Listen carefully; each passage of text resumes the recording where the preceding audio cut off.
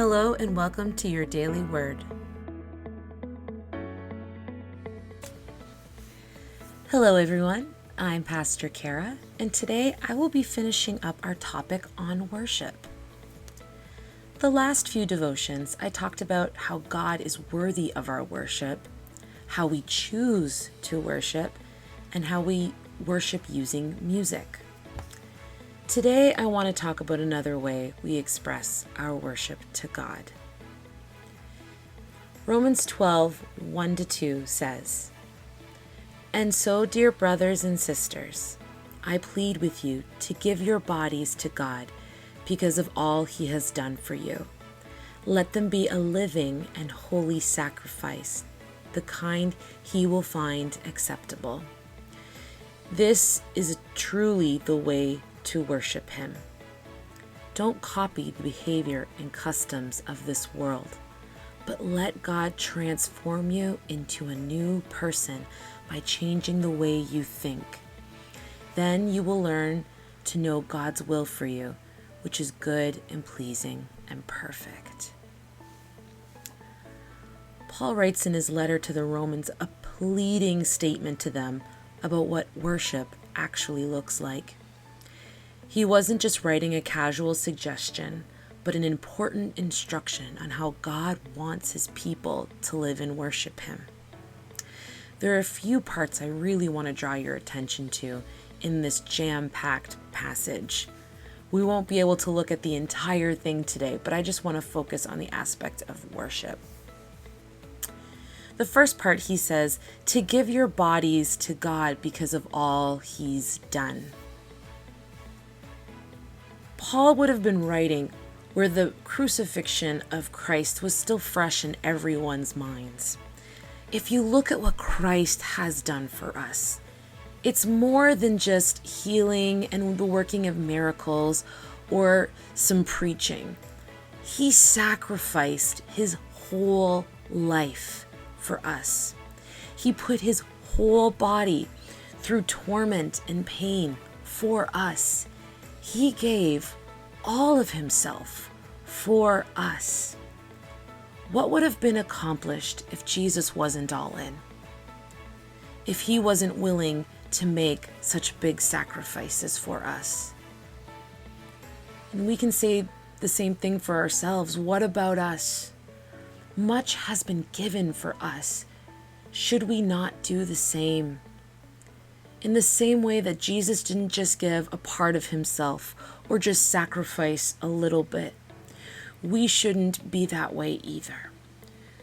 When we give our bodies over, we are saying that I'm all in.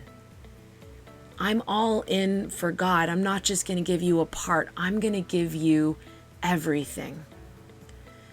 There's a band that I used to love as a teenager called Audio Adrenaline. And when I first became a Christian, they released a song called Hands and Feet. And the chorus goes, "I want to be your hands and I want to be your feet.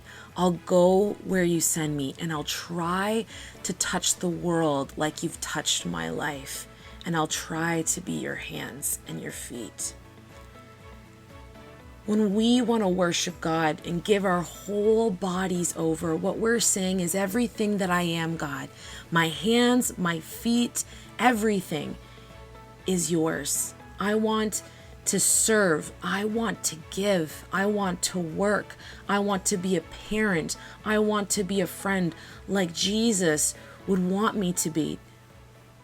You know, in verse 2, he talks about being transformed by the renewing of our mind, not looking at the world's behavior and copying it and its customs, but letting the knowledge of who God is, of what Jesus has done, change the way that we are, change the way that we think, change the way that we act, so that we can be an entire body that gives worship to God and lives the way that He would want us to live.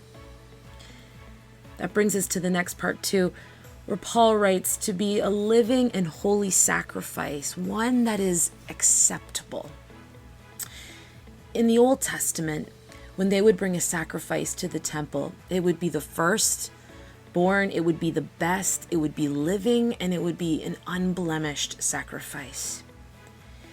You wouldn't bring what was left over out of all of your animals. You wouldn't bring a dead and rotting animal to the altar to sacrifice before God. No, you would bring your best. They would bring the best that they had. Our worship should be the best that we can bring. We don't bring God the leftovers of our life. Your worship isn't the afterthought of everything after everything else is used up. No, you bring all of yourself. Christ has redeemed you and made you a new creation. Come now to the altar, new, alive, cleaned up and made right, and start every day with the attitude that your life is a constant act of worship to God. And everything you do, do it as though it is being brought to the altar. Bring your best. Matt Redman, a worship leader that wrote great songs like the Heart of Worship, he said these words: "Singing is easy. The proof is always in the living." Although music is one way to express our worship to God, it should never be seen as the only way. In fact, music should be the overflow of what's already happening in your life. Anyone can sing a song, but only someone who is convinced and moved by the person, power, and majesty of God gives their whole life as an act of worship. How is your life today? Can you say that your whole body and life are an act of worship to God? If not, what is holding you back? Make today a new day of worship to God.